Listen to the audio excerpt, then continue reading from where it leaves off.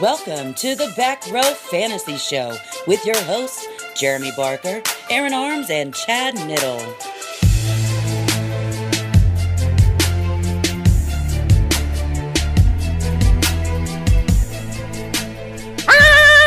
Hey, that's the way to get it going. That scared the crap out of me. Little rumble in the teepee. A little teepee rumble. That's right. I like a teepee rundle. Rundle? Rundle? Our teepee Is that like rumble. Is that like a grundle? Yes, a grundle is like a rundle. Okay. Sounds like a fancy Italian dish. Gotcha. But hey, it's the Back Row Fantasy Show, and I'm Bark, and to my right is Arms. Good morning, if you're listening to this in the morning. It'll be morning when it comes out, so that's the appropriate way to greet the listeners. I always get confused on what to say because, like, sometimes we're recording in the morning, sometimes we're recording at night, and I want to be consistent for you guys because your odds are you're listening at the same time each day, whether it's a drive to work, drive from work, whatever it may be. Yeah, truth be told, half the time we're not 100% sure if it's morning or night when we record. It's just life is that hectic and that busy, but it's never going to stop us from talking about those sweet NFL stats. Oh, them sweet stats. Oh God, they're so sweet.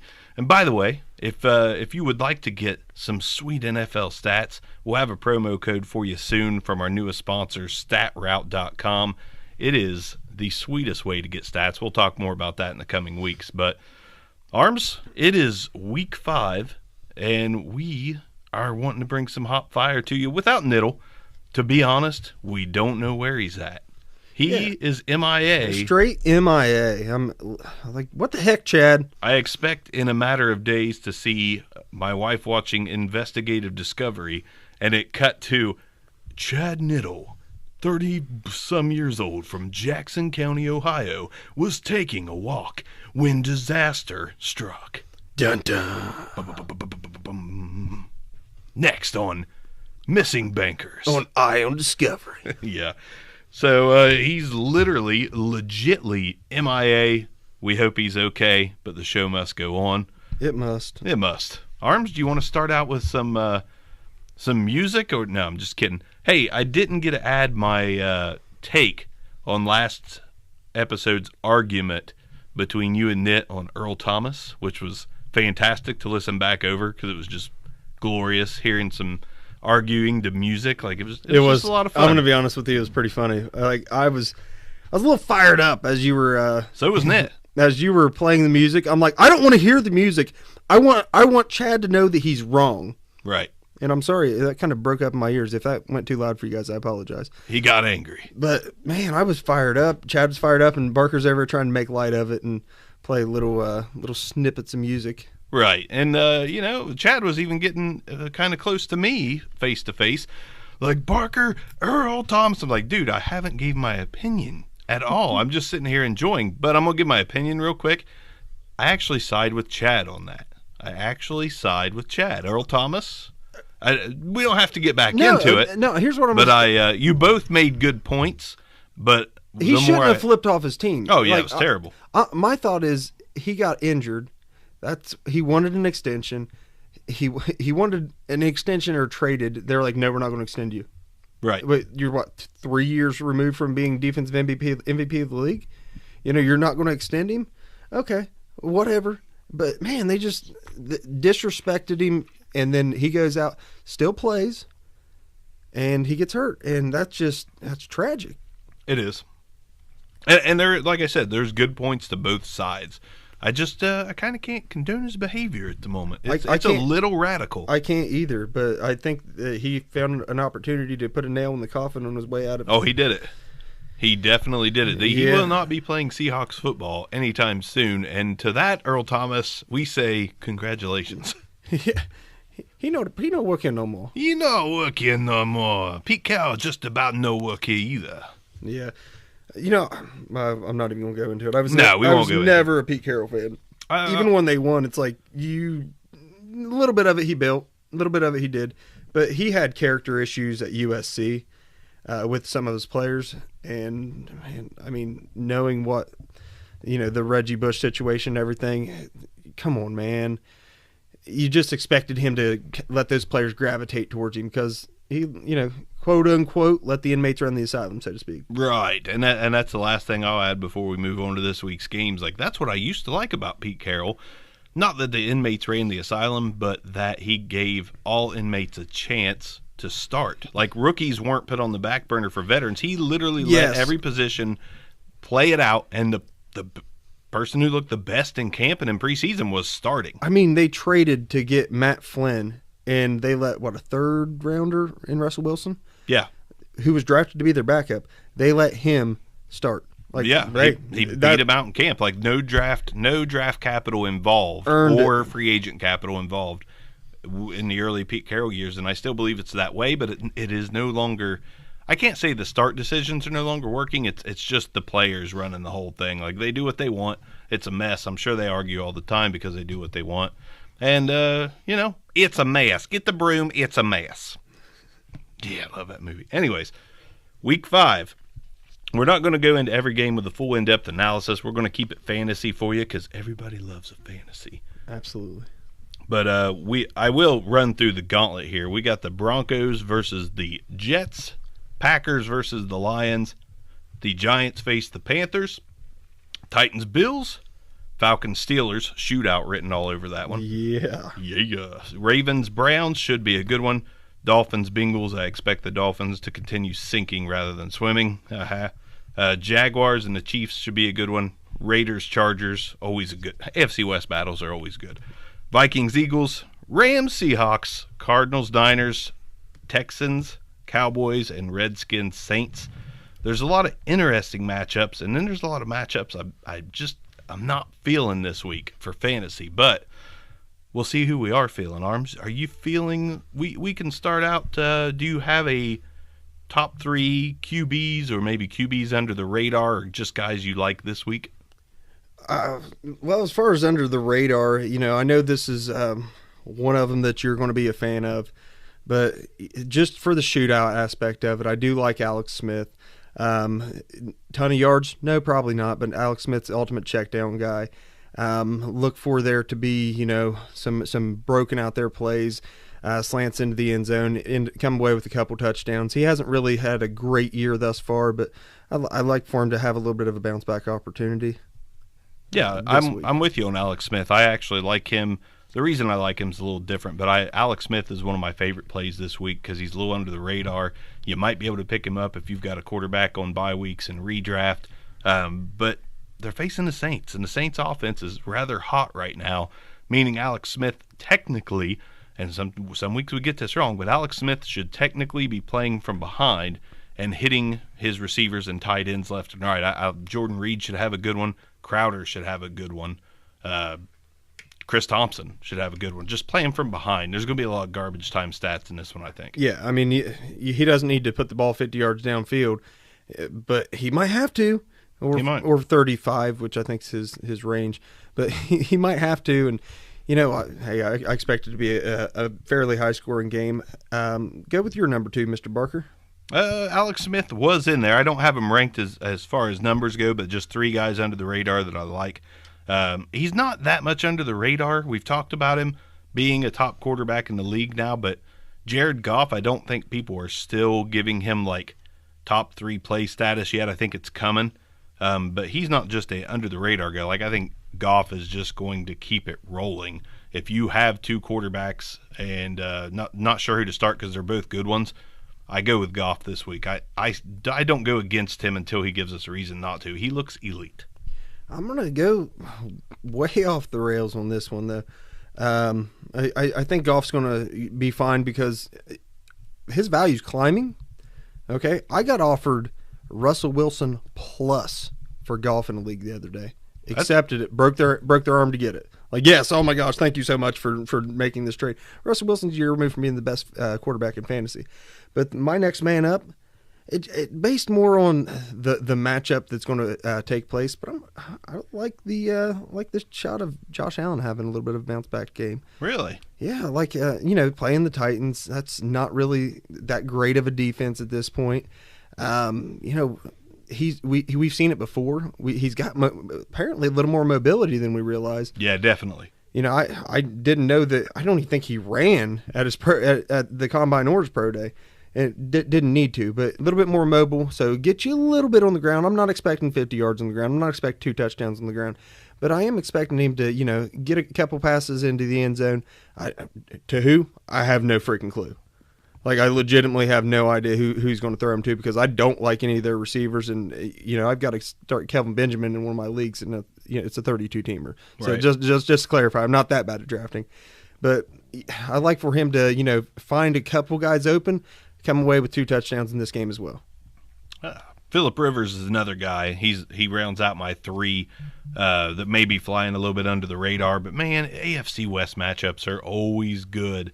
And the Raiders and the Chargers play this week. And the Raiders offense, I think the Raiders as a whole are a little underrated. We thought they were just terrible, but they can win some games. I'm not saying they're a playoff team, but this team is still capable of walking into a stadium and coming out with a win.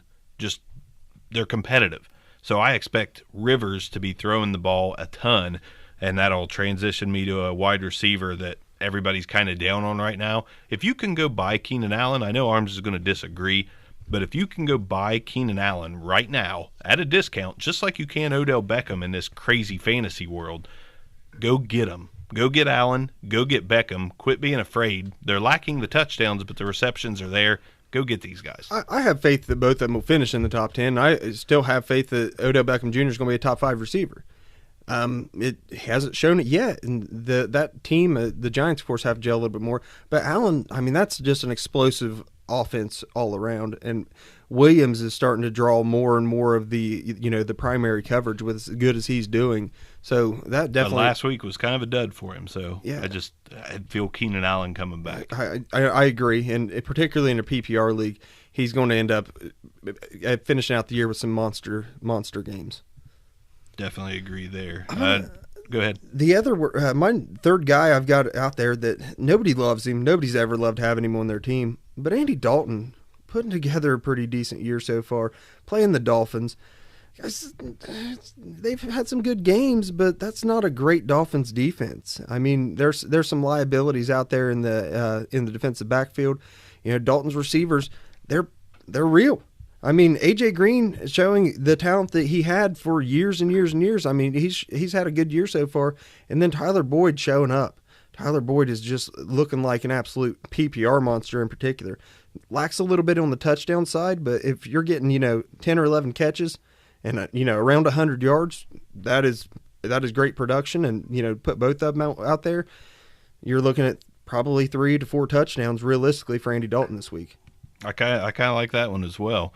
Before I get on to the next one, I do want to drop a little word since we're talking about sits and starts.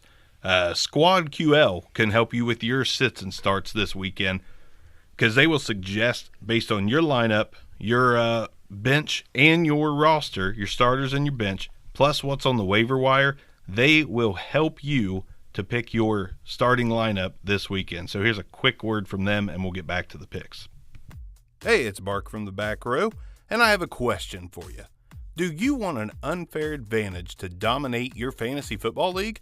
Well, look no further and download Squad QL, the only mobile app you need to crush your friends and rivals this year.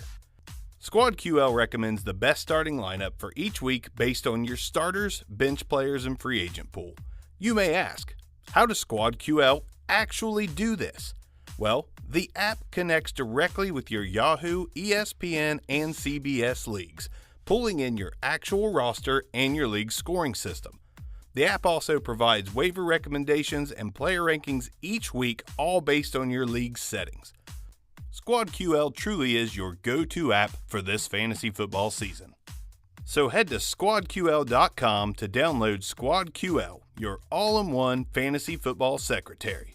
And remember, Squad QL is brought to you by the creators of RotoQL, the leading daily fantasy lineup optimizer trusted by over 100,000 DFS players. You can also download RotoQL for free for both Apple and Android. Take it from Bark, this is going to help you win in 2018. All right, Squad QL, check it out. It's on Apple and Android on the app stores. And go check them out. Tell them the Row sent you. The Row. All right, so back to the players. I mentioned Keenan Allen as a guy that I liked to come back and reclaim his spot as one of the top wide receivers in the league. I want to talk about a new guy next. I think that Christian Kirk is on the rise, greatly on the rise. Since Rosen has been in, he has made those receivers look a little better, and I expect him. You couldn't make anybody look worse than Sam Bradford makes everybody look. No, that is impossible. This Arizona team, they might be able to put some points on the board now, and I am going to roll with Christian Kirk everywhere that I can, everywhere he's available, or everywhere I can trade for him before he gets a little too hot of a name. I'm taking him. And I'm not talking wide receiver, 1 or 2 numbers. I'm saying startable, a flex, or your 3 in weeks to come, in my opinion. I love Christian Kirk this week. So I think that the ascension of Corey Davis has happened. Like Corey Davis. He's not going to do what he did last week. That was a ridiculous game. I think he had 160-some yards and a touchdown or 2. I mean, he had a monster game. But he's playing, a rough Bills team. That's not a great Bills defensive backfield either. So Davis, he appears to have some connection with Mariota. If Mariota's still starting, if his injury creeps up on him for some reason, it ends up being Gabbert. I change my mind and I don't want Davis in. Because he's probably going to catch 50 yards worth of balls. But Corey Davis, to me, is a must start this week as long as Mariota is the starting quarterback. I think he's going to have 8 to 10 catches and around 100 yards in a touch. I hate to do it, but I think this matchup, I think the Bills are going to be back and forth all year, and the Bills were definitely back last week. I think they come fourth this week. And I think they temper the Titans down a little bit. I still expect Corey Davis to be startable. I'm thinking 6 catches, 86 yards, no touchdowns this week for me. But I just have a feeling the Bills are going to ramp it back up on defense, keep it close. It's going to be a defensive battle. And I think somehow the Bills pull it out 15-14. I'm going to disagree. I know that the Titans have no running game, but neither do the Bills. I mean, this thing's got to be won through the air, and there's like one quality receiver on both teams combined. I have a feeling that's Corey Davis. I think both teams try to establish the run game this week just to try to figure out. It's going to go back to their supposed identity. It's going to look like a JV game. I mean, neither team has an effective running game at all. I mean, it's concerning. If you like watching running backs play, just don't subject yourself to this game. It's going to be bad. Yeah, I definitely don't want to watch it. I have no desire to watch this one. If this was the only game on, I'll mow my grass. I will watch Dancing with the Stars, which I've never watched a single episode on. But if this is the only game, I'm gonna be dancing. I'll find The Voice on demand, which I've never watched. I've never watched The Voice either. I will watch the Kardashians I will watch this game before I watch the Kardashians. Okay, there's where I will watch you, Bills Titans, over those girls, the Kardashians. My God. I can't handle them. Anyhow, my last wide receiver that I think's under the radar, Valdez-Scantling. I caught him last week. I think I was a week too early. The Packers are ravaged with injuries. Like, they're not all out yet, but Randall Cobb, I believe, is out again. Geronimo Allison, concussion, looks like he's going to be out as well. Valdez-Scantling and Equanimeous St. Brown are going to get a little more playing time. I'm not calling ESB. I think he catches his first pass. But I think Valdez-Scantling has a little bit of a breakout in a little big of a way this week. Now, keep in mind, guys, listeners, we know to play your studs. We're just trying to give you some names that may be available. Play Todd Gurley this week. Yeah, play Todd Gurley, and Brandon Cooks should be a good. But I think that Matt Ryan and Ben Roethlisberger are going to have good, okay fantasy weeks. We know these things, and we're just trying to give you some names that might be available out there on a 10 or 12 teamer. So my number two, guys, since you jumped ahead of me with Kirk, my number 2 is actually going to be I like Kenny the Snake Galladay this week. That should be a high-scoring game for the Packers. Galladay's really established himself as truly the number 2 on that team. He's the most dominant physical receiver on the team. His nickname's Mini-Tron, and man, he lives up to it. He goes up, gets the ball, catches in traffic. I mean, he's the high point guy. We've seen what Tate did last week. Obviously, everyone knows you got to pay attention to Tate. Jones is no slouch, but this week it's going to be Galladay's show. I think Galladay comes out with a touchdown. Galladay should be huge this week. Yeah, I think he's going to have a monster game. And someone who should be also a cheap price for IDP. I keep rolling him out, and he's not disappointing me. He's not killing it, but for the price, he's a heck of a play at a wide receiver 3. And another breakout guy, Courtland Sutton, playing against... Love that call, because I really considered putting him in there. Playing against a pretty rough Jets team. I mean, listen, they're probably going to be up, right? But we see Demaryius Thomas isn't looking like himself. Emmanuel Sanders is looking like he's, normal Emmanuel Sanders. Old Emmanuel Sanders. He's looking like a quality receiver, but they're still giving Courtland Sutton 5 or 6 targets a game. As those, it looks like the chemistry's starting to build a little bit with him and Keenum. And I think Sutton's going to come away with, 4 or 5 balls and a touchdown this week. Probably not going to break 100 yards. But, man, I mean, he's catching 20-ish yards or 15 to 20 yards a catch every time now anyway. And they're trying to get him more involved. Like, it's evident that they're trying to get Courtland Sutton more involved. Like, they got rookies tearing it up on the running back end. Why not get Sutton in there? For God's sake, go ahead and throw Deshaun Hamilton in a few plays. Absolutely. I love the Sutton pick. You ready to move over to running backs? Yes, Brain. I am. I like all 3 of these players. If you're playing in an ID or a DFS team that's got flex, spend the money on Michael Thomas or whoever you feel the need to spend the money on. Because that guy's a starter every week, right, Michael Thomas? Yeah. Okay. Yeah. But these guys, I'm going to give you the first one, and I'm going to give you the reasons why.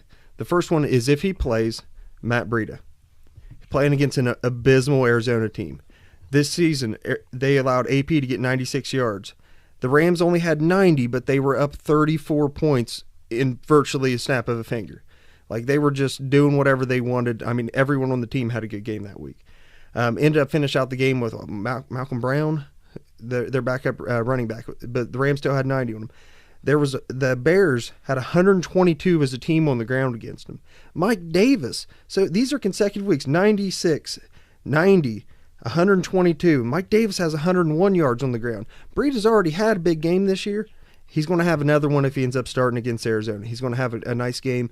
I think Matt Breida's got every opportunity to go over 100 yards. If he plays, I couldn't agree more on Matt Breida. But another guy I like, which has been in the news all week, Mr. Royce Freeman. They are saying that he's such a hard runner, man. He is, man. Like the sad thing is, you can't take anything from either one of those rookies right now because Phillip Lindsay's playing lights out and Royce Freeman is playing good football. They're both playing good football. I think it is time, though.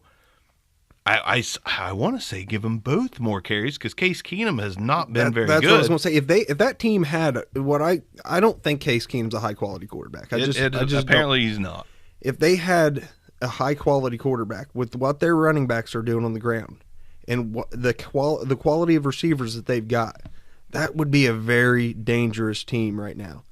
I mean, they're winning some games, but that would be dangerous if they had a stud quarterback. It really would. And the sad thing is, like, I think that's part of the reason that they're talking about giving Royce Freeman more carries is because they know that they need to. It's not Case Keenum. I'll tell you what Case Keenum may need to help him out a little bit.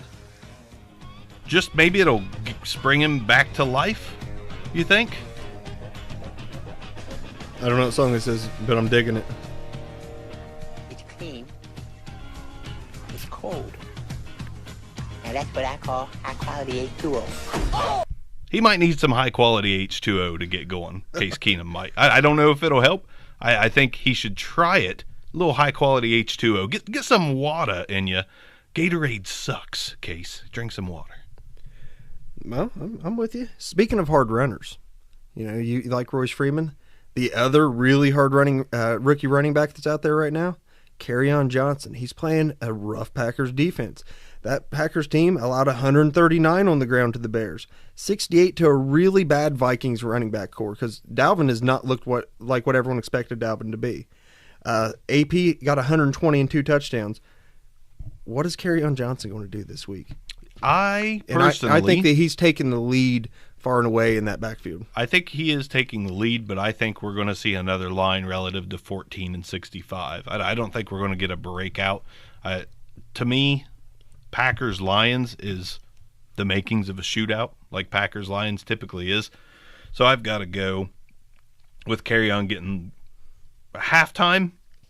He'll have some solid numbers, and then I think you're going to see the passing game take over. I hope I'm wrong, but I actually like Aaron Jones, and I know you do too. Yep, that's actually my third guy. I'll go. Well, we might as well talk about him because he's in there with mine as well as my second under the radar play this week. Aaron Jones is going to take control of this backfield. I have zero doubts about it. Yep. And he's going to take control this week. Well, speaking of bad run defenses. Here's what the Lions have allowed on the ground this year. Isaiah frickin' Crowell had 102 yards.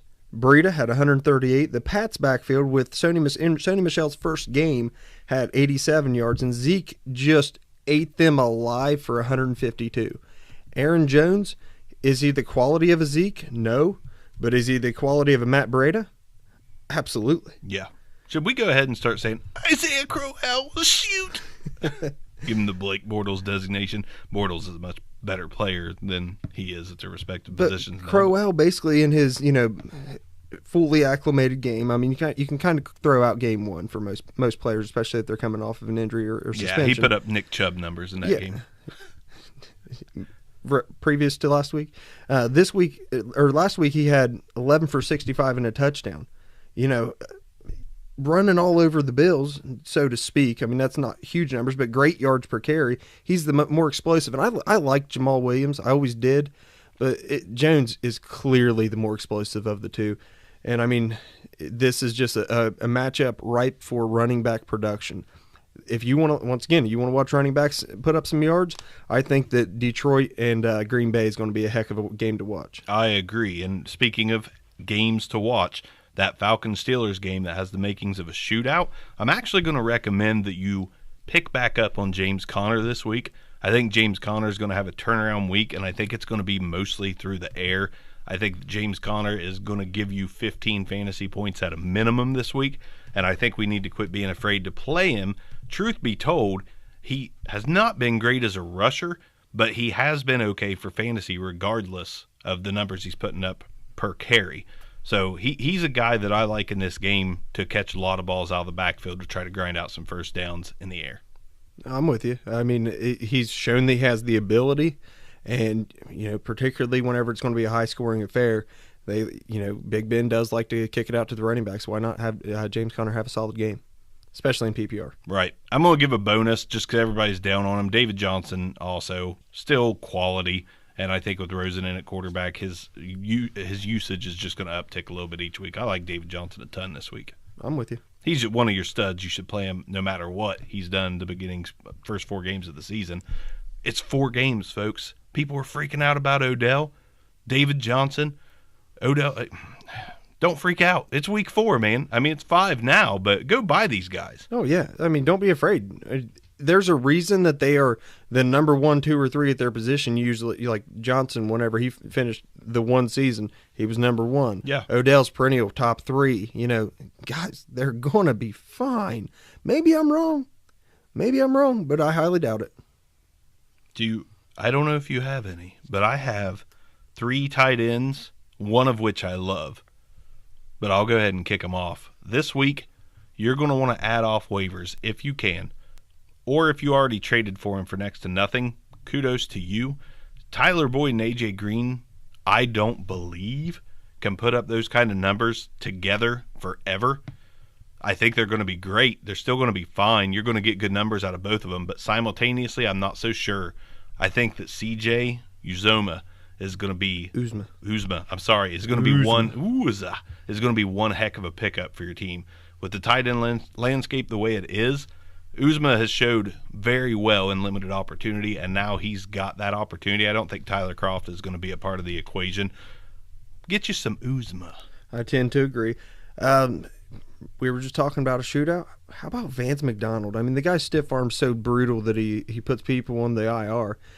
Plenty of opportunities. Big Ben has eyes for him. Ben likes to throw to this guy, and I don't think it's going to stop this week. I mean, he has tons and tons of options, but you have to pay attention to Juju. You have to pay attention to AB. Vance McDonald's going to have a nice game. Yeah, Vance McDonald's got the potential to have a nice game every week. I mean, if he's sitting out on your waiver wire and you don't really have much, if you're rolling with Jimmy Graham every week, go grab you some Vance.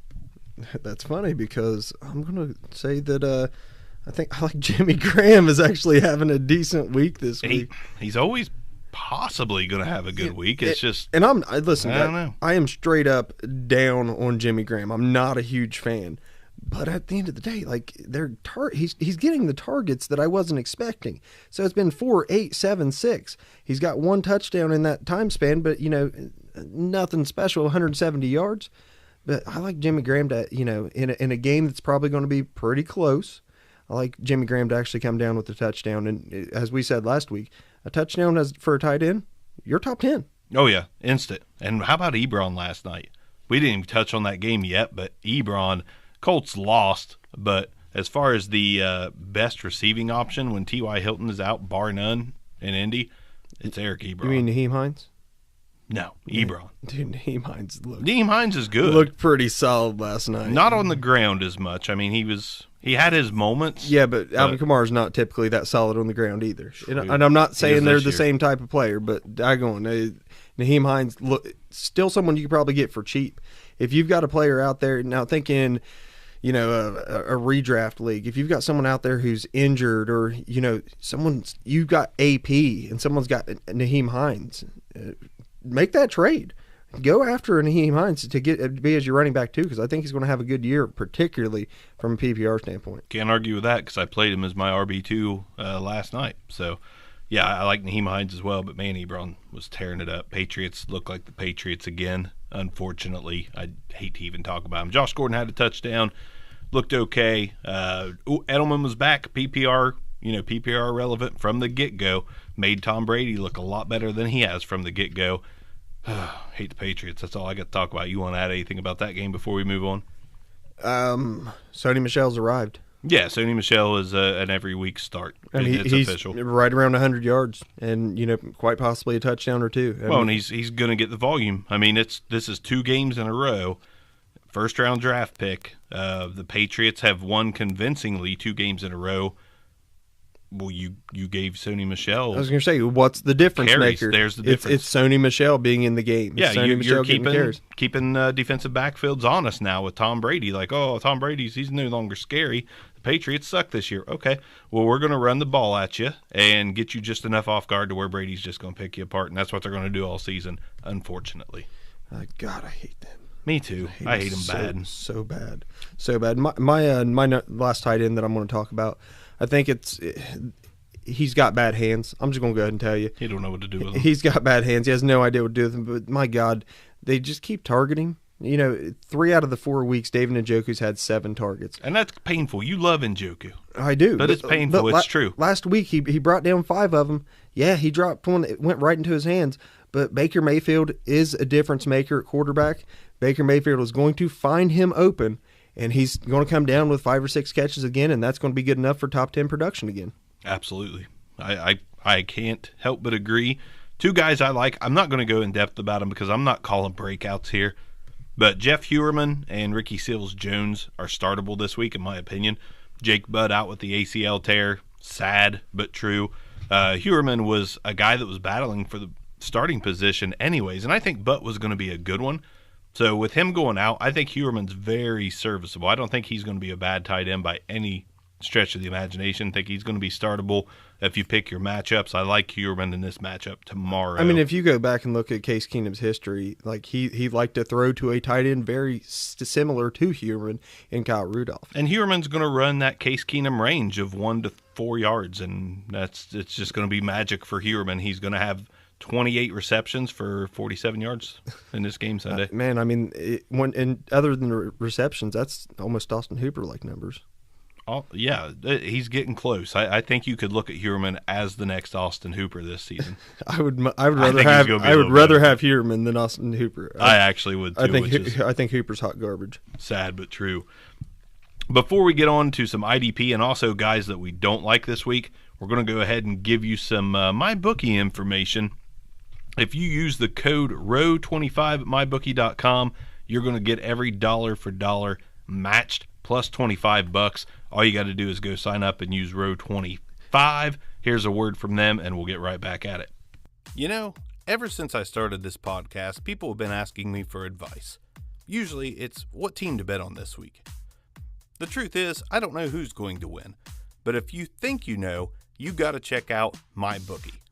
Remember, who you're betting on is just as important as who you're betting with. That's why I always tell people to bet with MyBookie. Trust me, guys, they are your best bet this season. They've been in business for years, have great reviews online, and their mobile site is easy to use. You can lay down some cash and win big today. They have in-game live betting, the most rewarding player perks in the business, and for you fantasy guys out there, you can even bet the over or under on how many fantasy points a player will score each game. So join now, and MyBookie will match your deposit dollar for dollar. Use the promo code ROW, capital R-O-W, to activate the offer. Again, visit MyBookie online today. That's MyBookie, and don't forget to use promo code ROW when creating your account to claim the bonus. You play, you win, you get paid. So again, just go to MyBookie, use the code ROW25, and help us out. Help us keep going, making more episodes, and who doesn't love to gamble a little bit? Arms, let's talk some IDP before we talk some sits and kick it off to Hucks. All right, so we talked about how solid those Broncos running backs are. I mean, they don't try to establish run every week. They establish the run every week. I mean, you've got two of them, and hot hand doesn't matter because we're talking IDP. I think that the only guy on the in the linebacking core for the Jets that can keep up with him is Deron Lee. He's going to have another good game. The Broncos will run it. They're not afraid to run it, and they're going to be very effective at it. But Deron Lee's going to rack up several tackles this game. I agree with both of those things, and I'm going to switch to the other side and say that Von Miller is, even though not a tackle-dependent linebacker, is absolutely going to feast on Sam Darnold this week. To move on to the next player, I was talking about establishing and running that Packers Lions game. I think Carrion has a great game, and even if Blunt, if he does anything, whatever, that's fine. But I think Oren Burks finally has this opportunity to start showing out. Coming back from injury, he's getting a little bit more acclimated. I think he ends up having a decent game beside a really solid Blake Martinez. Look for Burks to end up with 7 or 8 tackles. They might all be before halftime, but he's going to have a good game. I'm going to throw out one as well. I think that Raekwon McMillan has slowly been building up to a big game. He's put a few more tackles up each passing week. Nothing great yet, but I think with the return of Joe Mixon and the Bengals trying to establish the run again, I think that Raekwon McMillan is finally going to have a startable week in fantasy. The only concern I have with Raekwon is how good Jerome Baker has been and how good Kiko has been. Kiko's having one of the best years out of any linebacker in the league right now. I mean, he's getting to the ball too quick. Raekwon is kind of, for someone who's as fast as he is, because he's a speed demon as well. Both those outside linebackers they're getting to the ball before he can. So my concern is that Raekwon, he's just not, the plays just aren't going to him. The other guys are getting there first. I'll tell you another guy, and I agree with that as well to an extent, but I think somehow Raekwon comes above it. Baker takes a step back. But the Rams-Seahawks game, Mark Barron is coming back for the Rams at linebacker, but I think he's going to be on a snap count. I think you can continue to roll Raimick Wilson out if bye weeks have you in a pinch, because I'm going to do that. I think Raimick Wilson's still going to have a pretty solid week with tackle numbers. My final guy, I'm going to go, once again, matchup dependent. We know that the Giants are going to try to establish on the ground because they have, they spent the price for Saquon. Close to the same player. Kind of talent-wise, really. Yeah, but the way they run, I mean. Yeah, but Shaq Thompson, obviously you're going to play Kuechly, but Shaq Thompson, he's been ramping up to have some good games, and, he's steadily progressing, and I think it continues this week because they're going to try to feed it to Saquon. How are the Giants going to win? Right now, Eli Manning doesn't look very impressive. He's not. But if they're going to win, they got to win with Saquon. So they are going to have to establish whether it's short passes to Saquon or runs with Saquon. They're going to get the ball in his hand plenty of times. And who's going to be the primary guy covering him? It's going to be someone from the linebacker core. And to me, that's going to be Shaq Thompson this week. All right, let's talk some D linemen real quick. Is there any D linemen? I'll probably only touch on one or two, but is there anybody you like defensive lineman wise that somebody may not be starting? Could be a out of the shadows pick. I mean, D line is just play your studs. It feels like there's got to be some new studs every week, though. Does there? Because yes. Man, I don't know. Is there anyone that I have faith in having an absolute breakout game? Not in particular. I think as good as this Browns defense is getting, they've now got to make sure they're accounting for one of the best defensive ends in the league in Myles Garrett. So what's that going to leave open? Emmanuel Ogbah and Larry Ogunjobi. Those guys are going to have, a little bit less focus on them. Both of them have shown that they have the ability to get to the quarterback. They're producing maybe not astronomical numbers, but serviceable numbers this year. So I actually like both of them in this Ravens game. I like that. I almost feel like you stole mine, even though it wasn't really mine. But you put that in my head. I might be playing me some Ogbah this weekend in weeks where I have bye weeks for my studs. But speaking of those bye weeks, Charles Harris is a guy that's been getting to the quarterback, putting some pressure on for Miami, but he hasn't got that sack number yet. I think Charles Harris finally gets in the sack category this week, gets his first sack of the season. So if you need someone in a pinch, he's probably available in your waiver wire, even in Dynasty, more than likely. So he's a guy that I'd pick up. Arms, do you like? Like that? I've got one more, and this guy he's let me down so far this season entirely. I thought he was going to be a top 5 finisher. I really did. And it's Yannick Ngakoue, or Ngakoue. I can't remember how they said his name. One of my favorite, skill set type defensive ends. Last week he finally came on, got that first sack of the season. We know that Pat Mahomes is more than willing to step back and just heave the ball. What Pat Mahomes hasn't had yet is defensive backs who cover his receivers effectively. This week he's got that. There's going to be a little less time in that, in the pocket for him, because he's going to have to hang on the ball a little bit longer. Mahomes, he's shown that he has the ability to get out of the pocket and move, but I think Yannick's the guy to match him up and shut him down. Big prediction here. He's only got one on the year. I think Yannick comes away with 2 this week. I like it. While you're on that roll, give me a safety or 2 that you like this week. Oh, I'll give you or cornerback if you're a cornerback kind of guy. We still don't know the status of Jaquiski Tartt. So Anton Exum, he's played well the last 2 weeks in a row. I don't see any reason why he would falter. I mean, putting up double digits. He's playing against a rookie quarterback in Josh Rosen. Look for a mistake or two to be made. Not a great receiving core for Arizona either. So I actually like Exum to have another good week. That's a guy that I was thinking about for sure. Good old Dante Exum.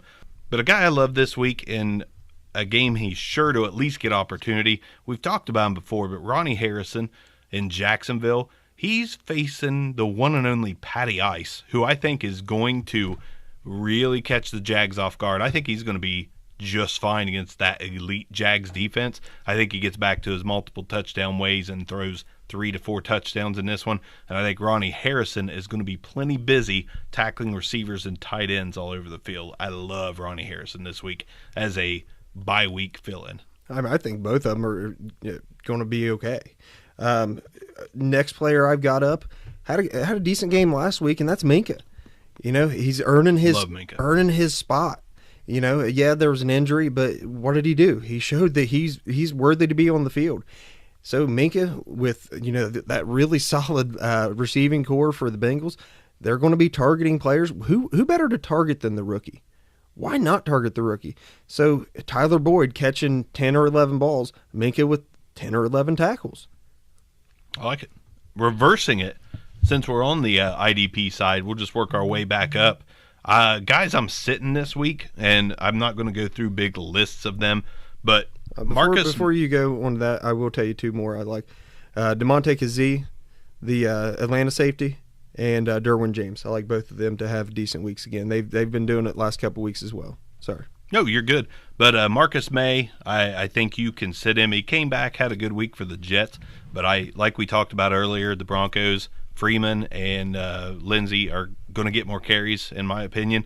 And I think that is going to limit the safeties back there and getting some tackles. I expect the corners to come up and get some more tackles due to the running game of the Broncos. So he's one of my biggest sits this week. Jets, DBs, I'm not playing any of them this week. Oh, absolutely not. Now, I'll give you some no-fly players for me. No fly. No, I don't want... And the first one I'm going to give you is insanity.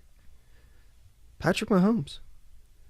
Mahomes had a little bit of a rougher week last week, and once again, for fantasy though, you got a rushing touchdown and a passing touchdown. I get that, but compared to what he's been doing, but yeah, now can't keep that pace. Once again, the best 2 active corners in the league on the same team, right? Right, absolute stud corners, the best tandem of corners in the league, really solid safeties. This is going to be a difficult week for him. We're going to find out if Pat Mahomes is the real deal this week, because he looked a little worse for wear last week than he has. You know, he's put up some ridiculous numbers, and last week he looked mortal. And I think this week he's going to look like a rookie quarterback.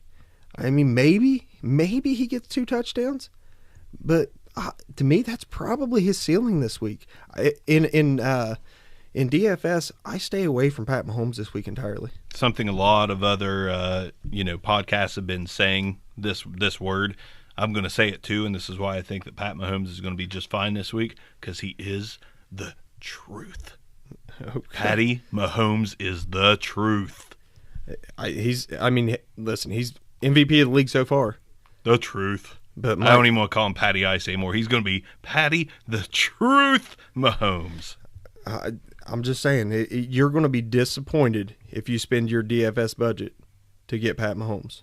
Another player that this is probably a little bit crazy, particularly if you're in a league that is real harsh on interceptions. I'm sitting Joe Flacco as well. Flacco's had a pretty decent year so far, but that's a very much improving Browns defense. I think the Browns might have an opportunity to come away with this game. End up with their second win of the season. Denzel Ward, very solid cornerback. He's going to probably come away with a pick or 2 this week. Man, I'm staying away from Joe Flacco this week, and then of course my third one, if you're playing him, you're disappointed because you had to pay to get him. But I'm staying away from Russell Wilson as well, even though they're going to be behind. I don't think it's going to matter No, I don't either. Because, there's so much havoc that is being created by that Rams defense. Yeah, and I'm going to give you another IDP. The Eagles with Alshon Jeffrey back and Carson Wentz rolling in the running back situation, kind of a mess in Philadelphia. Probably why they've entertained the thought of trying to trade for Lev Bell. They don't have Lev Bell yet, or maybe they won't. But the Eagles are going to throw the ball a lot. Eric Kendricks and those other Vikings linebackers, I'm not playing them this week. I think the Eagles are going to air it out in a shootout where those linebackers don't get a whole lot done. I'm also going to move on Devontae Freeman. I'm not touching him. He's playing this week, not on the injury report whatsoever. But I think that the Falcons have been solid without him. I don't expect him to come back into this 18 to 23 carry range. Yeah. I think Tevin Coleman's going to get his. Ito Smith has proved to be effective. He's going to get a little. And Devontae Freeman, I'm calling it right now. He can't really stay on the field lately, and I think he's starting to break down, even though he's only 26. I don't like Freeman in this game, and honestly, I don't like him for the rest of the season. Oh, okay. I wouldn't go so far as saying for the rest of the season. Coming in hot. But Tev Coleman, if this is going to be a shootout, Coleman is more or less their third down back. He's their pass catching asset. So I'll buy that. I'll absolutely buy that. I just sold you something. AP as well. I'm not playing AP. Saints are going to get out to a big lead. AP's not a pass catcher. Yes, he's probably going to play. Yes, he's looked good. Am I buying him for the season? I am. I like AP all year long, but not in this one. I don't know. He's caught some passes, but I haven't liked AP at all this year, even with two decent games so far this year. But he's up and down, and yep. It's going to be down again because he's not going to have any run. Marshawn Lynch, one of the best as far as yardage guys in the league right now. I think that the Chargers, they get out to a big lead in this, and that renders him irrelevant. Who does that make more relevant? Jalen Richard, their third down back. Richard might have a decent game, but I'm steering away from a Marshawn Lynch in this game. I'm not a huge fan, even as a Raiders fan. He's growing on me. But I just think that they're going to be behind too quickly for that to matter. I'm going to back up my Patty Mahomes start this week, saying he'll be fine with a little red emergency light on Kareem Hunt just because he had a good week last week. I don't think it happens again. This Jags defense is pretty good, and I do think Patty Mahomes is going to be the only thing that comes at them and has success. So I am not playing Kareem Hunt in leagues where I don't have to. Don't get me wrong. You can't sit him and play Kenyon Drake. Don't do that. But if you've got an option that is a good matchup-based option, Kareem Hunt might be on my bench this week. I've got a guy that we keep endorsing I'm like, play him. He's going to be cheap. Play him. You should be able to get him for next to nothing. Play him. Lamar Miller, don't play him this week. Maybe never. I mean, at this point... Foreman's getting close to coming back, too. Correct. So you've got Smith and you've got Van Der Esch, and I don't know if Lee's playing this week, but those are some solid linebackers, and I think that they just bottle up anything Lamar Miller's trying to put out there. Who wins the game? Probably the Texans. Probably, but they're going to win it in the air. They're not winning it at all because of what Lamar Miller's doing on the ground. He's just stay completely away from Lamar Miller. And my last one, I'm veering entirely away from all Eagles running backs this week. I normally like Corey Clement from a pass catching standpoint, but I'm just veering completely away because I think that's a very solid Vikings defense. Gotcha. I'm going to also veer away from Jordy Nelson this week. I think that Amari Cooper keeps it going. I think they are going to find a way to make sure they force feed him somehow. And I think Jordy Nelson actually gets on the back burner a little bit this week, even in a potential shootout. I think one of the wide receivers other than Nelson is going to kind of have that next biggest game behind Amari Cooper for the Raiders this week. Jared Cook's looked really solid. So I mean, you mean Cookatron? Yeah, he's looked like an absolute animal. I mean, 6'5", I believe, and just running people over. You toss it up to him because he's got the size advantage on everybody who's covering him. So, yeah, no, I'm actually with you. I'm definitely fading on Jordy. I've never really liked him, and it just is what it is. Another player who's been doing well from a receiver standpoint, Funchess is okay, not great, but this week I just don't think it's a week for him. I think most of the targets go to Christian McCaffrey. There's a lot of short availability, I guess you could say, playing against the Giants, and McCaffrey's probably going to come away with legitimately 15 catches this week. I'm also, since you were talking about tight end just a minute ago, I'm also going to give a big break pumping to Kyle Rudolph. I don't think he gets in the end zone this week, and he's been touchdown dependent. His entire career, he's been touchdown dependent. Yeah, he has. He's not a guy that I'm excited about this week. I kind of think the Eagles are going to. I think it's going to be a receiver versus receiver game, and I am going to play Dalvin Cook this week. Got a good feeling that he's going to get it going. It's week 5. He's had 4 weeks to get his legs under him. I've called it all year. This is where you can play Dalvin Cook. I'm going to put that in the bark bank. I'm entirely disagreeing with you. I'm at this point, and I'm a Dalvin Cook believer. I'm not sure that he's comfortable in his own body right now. I feel like that's the biggest problem with him. He got the ability, he's not doing it. And if you're going to get it going, it's probably not against the Eagles on the ground. Gotcha. I'm going to give you a quick QB sit. I think that this season finally catches up to Andy Dalton, puts him back down to irrelevance a little bit. I think Miami's going to play a good defensive game this week against the Bengals, and I think that's going to cut into Andy Dalton's season stats. I'm sitting Andy Dalton this week if I have another option.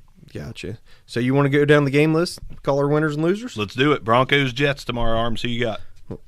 Do you really have to ask? Broncos. I'm going to go Broncos with ball control as well. Packers, Lions.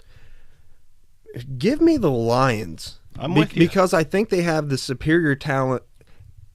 On offense. Yeah, on offense. Matthew Stafford he's at full strength, and Aaron Rodgers has put up okay numbers, but he's still hobbled.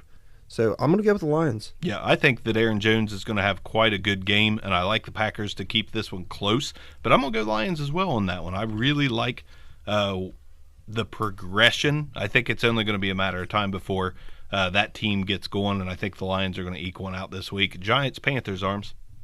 Give me the Giants. Give me the Giants with a big bounce-back week from Odell Beckham Jr. I think that offensive line is just going to gel and get a little bit better as the season goes on. And Saquon, he's looking like he's worth that pick. Saquon's looking like the real deal, and I believe he gets it going a little bit, catches several passes out of the backfield. So give me the Giants with Saquon getting a touchdown and Odell Beckham Jr. getting a touchdown. I think Odell's going to be fine in this game, but give me the Panthers all day long in this one. I just can't bet on the Giants, and I think Cam Newton's going to have a good rushing game. Titans-Bills, Arms. Man, the game of no running back. Literally Corey Davis. What you talking about? Marcus Murphy on the bill? No, never mind. Corey Davis is like the only player worth playing on both teams. So I'm going to have to go with give me the Titans. And that's just the scale tipper is because neither team has a running back I want. Neither team has a tight end that I want. And honestly, I really don't want either quarterback, but Corey Davis's his connection with Marcus Mariota, that's enough for me, and I think that's a difference maker. I think I talked this one earlier. Bills 15, Titans 14. All I got to say about that. Falcons-Steelers, Arms. Man, just too much talent at this point on the Falcons. Too much talent on the Falcons. I think they outscore him, and I honestly wouldn't surprise me if this game went over 80 total. Despite me hating on them a little bit in the divisional series game or pod that we did the other day with the AFC North, I think the Steelers are still a threat to win that division, and I think the Steelers offensively outmuscle the Falcons. This is a tale of two terrible defenses, and I'm going to put my money on Juju and AB this week, along with James Conner. See, I think that Julio and Calvin Ridley and Sanu all have really good games. If you were in some sort of pick them to where you picked a receiving tandem, it's those three this week. They're going to feast. Ravens-Browns. Browns. Yes. Okay, me too. The Browns, Landry's going to have a great game. I feel like Njoku, I already said, I think he's going to possibly get into the end zone this week. And, I think Baker comes away with 2 or more touchdowns this week. I agree 100%. I'm with you on board, word for word, Dolphins-Bengals. Bringing back Joe Mixon's going to be too much. The Dolphins, I've said it. Their linebackers, their outside linebackers in particular, they look really solid. They've got some pretty, decent safeties as far as that goes. But you know what? I think that the receiving and Joe Mixon, that's just too much. Give me the Bengals. Rashad Jones comes back this week, gets that defense pumped up. I think they figure it out on defense. Like I said earlier, defensive game. Vontaze Burfict comes back this week too. Not worried about him. That almost sounds like our guest Eric about Juju yesterday. Like, he's trash. Vontaze Burfict and Preston Brown side by side. That is a dangerous linebacking tandem. Against the run, I don't think Dolphins are going to run as usual, but I think they're going to have a defensive battle, and I think the Dolphins are going to hold off Jaguars-Chiefs, Arms. I think it is. It's hard to say. It is. I'm going Chiefs just to let you know. I've already called Patty's number. I'm going to go with the Jaguars because I think that they're going to cover those receivers effectively. It's going to take a little bit more time for Patrick Mahomes to find that open guy. And I think that the Jaguars come away with a few sacks. I think we're going to start looking at Saxonville again this weekend. Saxonville. And they're going to have 3 or 4 as a team. I got Chargers over Raiders because I think the Chargers are the more talented team. That's all I got to say about that. Who you got? I don't think you have to think that they're a more talented team. They are the more talented team. Give me the Chargers. Vikings-Eagles, Arms. Oh, man. Just such a dangerous receiving core for the Vikings. I mean, both of them. It feels like they broke 100 yards each every week. Am I wrong? No. Because I feel like they have. And if they haven't, it's like 130 and then 80. But for me, you know what? Give me the Eagles. I still think they're the more complete team. I'm going to go Eagles, too. I think it's going to be a close one, and the Vikings will play better. Your fantasy guys on the Vikings are going to be much better than they were last week. But ultimately, I think Wentz just gets it done this week. So on to the next game, Arms. We got Rams-Seahawks. Who you liking that one? It's just not even close. It seems like we're talking about the Bills versus the Rams. It doesn't matter at this point who it is versus the Rams. Give me the Rams versus the Chiefs, and I'm probably taking the Rams by 10 points. The Rams look like the best team in the league right now. They are the best team in the league. Excuse me, you're right. They are, because they have 3 really solid receivers. And now elite quarterback. A top 10 at minimum quarterback. And defense. And arguably the best running back in the league. Oh, by the way, the 2 best defensive tackles in the league. Some solid linebackers. Now I believe they've got some issues based on injuries in their defensive backfield, but I don't think it matters. I don't think it matters. I think that they're just gonna put this away early. It wouldn't surprise me if they won by 30. Same here. I'm with you word for word. Cardinals, Niners.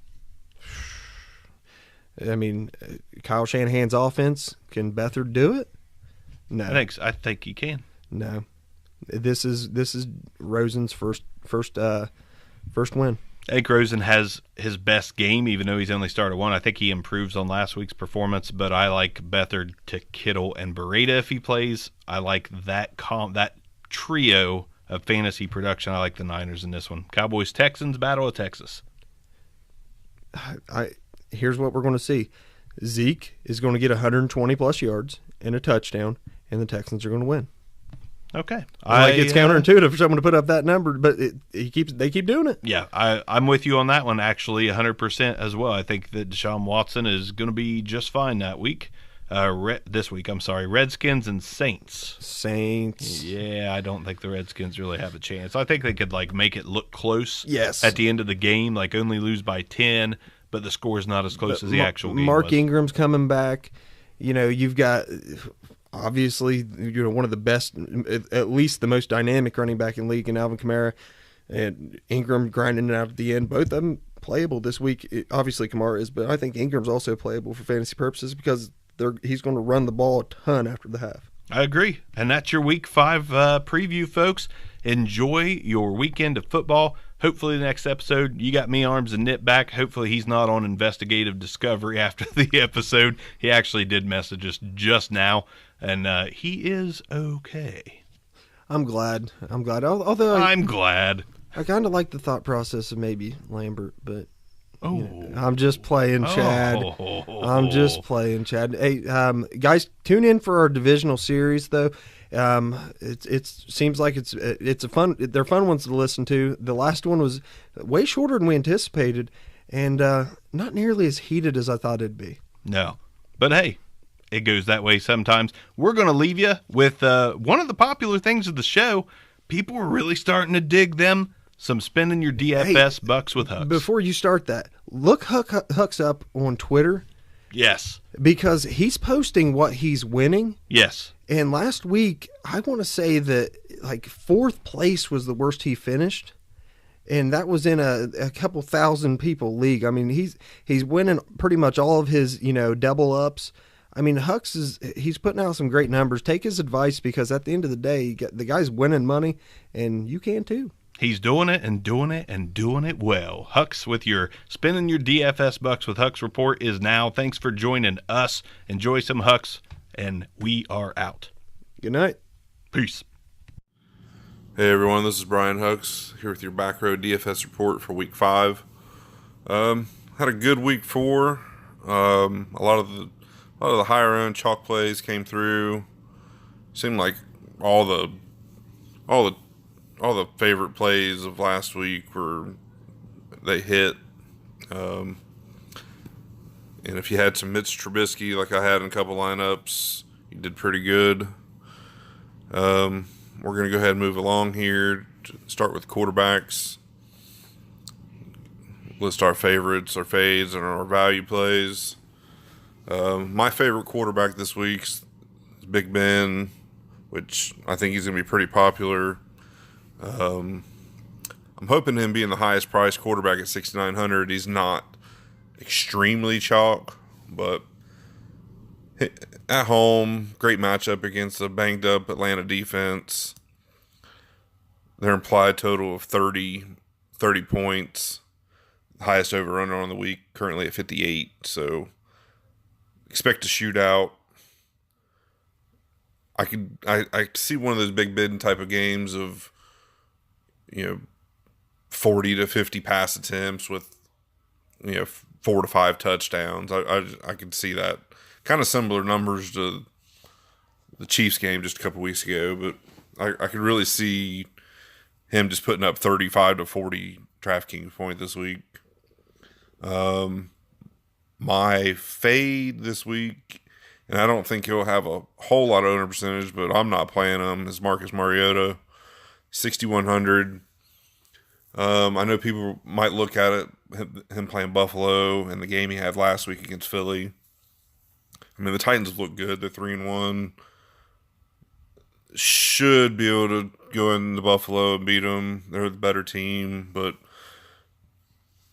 I think that's going to be a low-scoring game. It's a low over-under. It's under 40, I believe. Just with his price at 6,100, I'm just not playing him when I could play, a couple guys around him. I mean, Mahomes is only $100 more, Cousins $100 less. So I'm just not playing Mariota this week. My value play this week is Derek Carr, 5,200.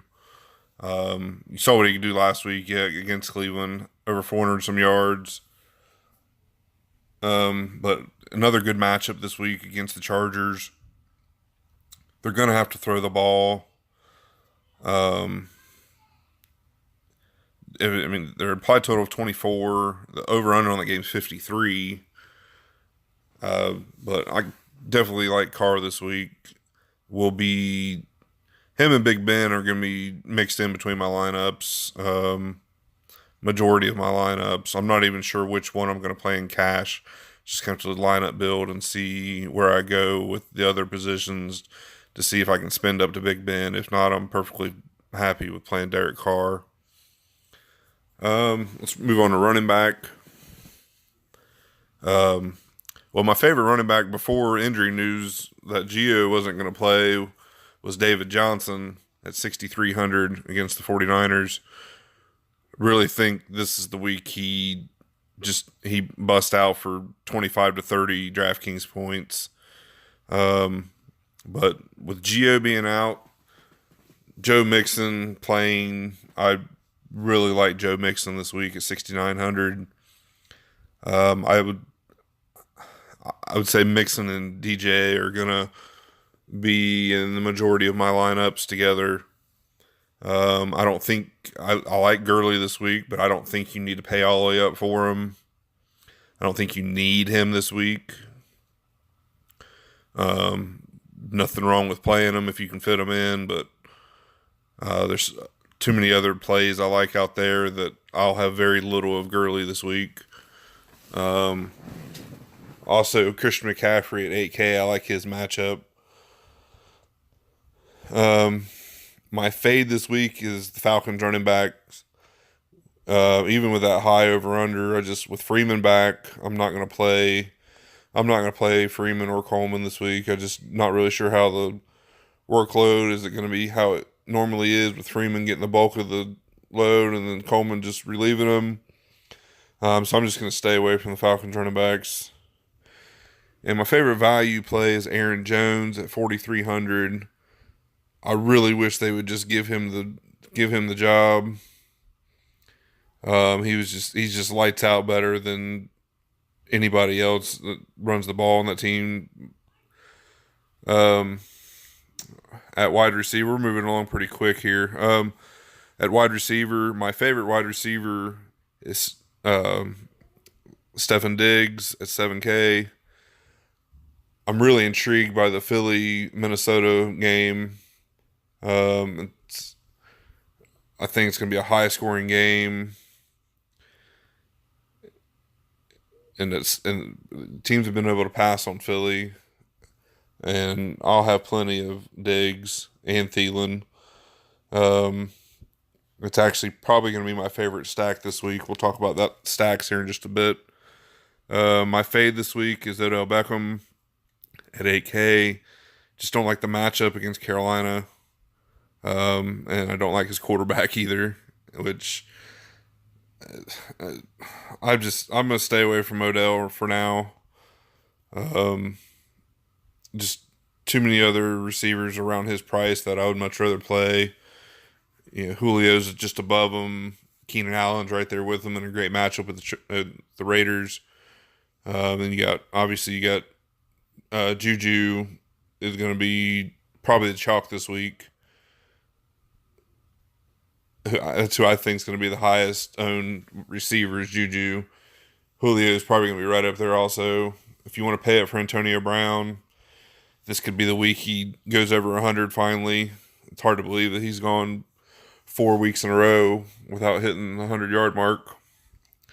If Big Ben has the game he's going to have, I think he's going to have this week. I think Antonio Brown's going to be a big part of it. But with his price tag, I'll probably stay away, depending on how many different variations of the Steelers-Falcons game I throw together. My favorite value play this week is Jordy Nelson. I'm going to pair him up with Carr in the lineups I have Carr. At 4,500, he's just the last 2 games he has 50 DraftKings points over the last 2 weeks. He's averaging 8 targets a game, and he scored a touchdown in the last 2 weeks. Seems him and the passing game is looking pretty good in Oakland, but at 4,500, I think he easily meets value against the Chargers. At tight end, my favorite tight end play is Zach Ertz. He's the number 1 tight end on the board at 6,500. I don't normally pay all the way up for tight ends, but I will definitely have some Ertz in my lineups. And then my fade is Kelsey, because if I'm paying up, I'm going to Ertz. Kelsey's a fine play. It's just if I'm spending up, I'm going to Ertz. And if I'm not going to play Ertz, I'm going to my value play and Nick Vannett for the Seahawks, who's a starter there now with Disley out for the season. But at 2,500, he allows you to fit. He allows you to make a lot of different lineups, and really like him this week. Got a good matchup too against the Rams, who have let off some yardage to the tight ends this year. And then being in Seattle, I think Seahawks at least compete in that game. I don't think they can beat the Rams, but I think they at least compete. And I think Seattle, I don't know if I don't. It depends on how many lineups I play this week, but a really cheap, low-owned stack could be a Seahawks stack there with Wilson, Vannett, and Doug Baldwin, who's also cheap. Wilson's really cheap also at 5,100. Some defenses I like this week. The Ravens at 2,800 against Cleveland. I like the Panthers at 3,300 against the Giants. And I like the Bengals at 2,700 at home against Miami. All right, let's talk some stacks. I think everybody's favorite, I don't know if it's everybody's favorite, but it's going to be the chalk stack this week, game stack anyways. Atlanta, Pittsburgh, highest over-under. There's different variations you can go. If you go to the Atlanta side, you can go Ryan, Julio, Ridley, or just Ryan Ridley or Ryan Julio. But the Pittsburgh side is my favorite side with Big Ben, Juju, and Vance McDonald. Probably getting a little too expensive to play Brown and Juju with Ben. And I haven't even talked about James Conner. I'm not going to have a lot of Conner at 7,500. Price is just up there, and he hasn't been real productive, even though Atlanta, we've seen what the running backs can do, especially running backs that are really good at catching the ball. My favorite stack, which I'll have majority of lineups, is that Vikings-Philly game. I'll have Cousins, Thielen, Diggs, and run it back with Ertz. I've built a couple different lineups with that, and I'm liking how it's looking with some of the other plays. We're going to see what other injury news opens up if it opens up any other value. I like it with the other way too. I just think that's going to be a high scoring game. The Philly side of it with Wentz and Ertz and, another, player you want, Alshon. I'm not really big on Alshon this week. But different variations of that game. A Raiders stack could be a sneaky stack. They're applied for 24 points, already said, and they're going to be cheap too. With if you do a Carr, Jordy, and maybe a Martavis Bryant stack. Cooper's also cheap at 5,500, and he's 2 of the 4 games this year. He's put up really good numbers. I know I haven't really talked about the Chiefs-Jaguars game much. I know it's the implied total is 49 in Arrowhead. I know a lot of people have talked about Bortles and Yeldon, which I think they'll have some ownership. I like Yeldon at 5,600 this week, but I'll have a little bit of him. I probably won't have any Bortles. Honestly, I probably won't have any Mahomes either. Maybe one lineup.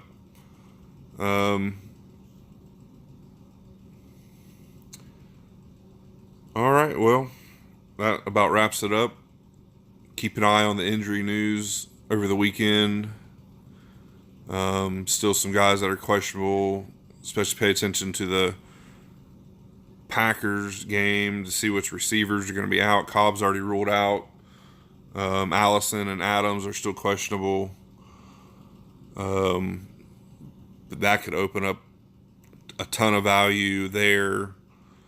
Depending on who, of course, you're not really going to know which way to go with any of them rookie receivers, St. Brown or Scantling. A guy I might look at if another receiver's out along with Cobb is Ty Montgomery. I think if multiple receivers are out for them, I think you're going to see Montgomery have a bigger part in the passing game. All right, guys. Everybody have a great week 5. You can follow me on Twitter at bhux83. Thanks for listening. This concludes another episode of the Back Row Fantasy Show. Thanks for listening, and be sure to give us a review.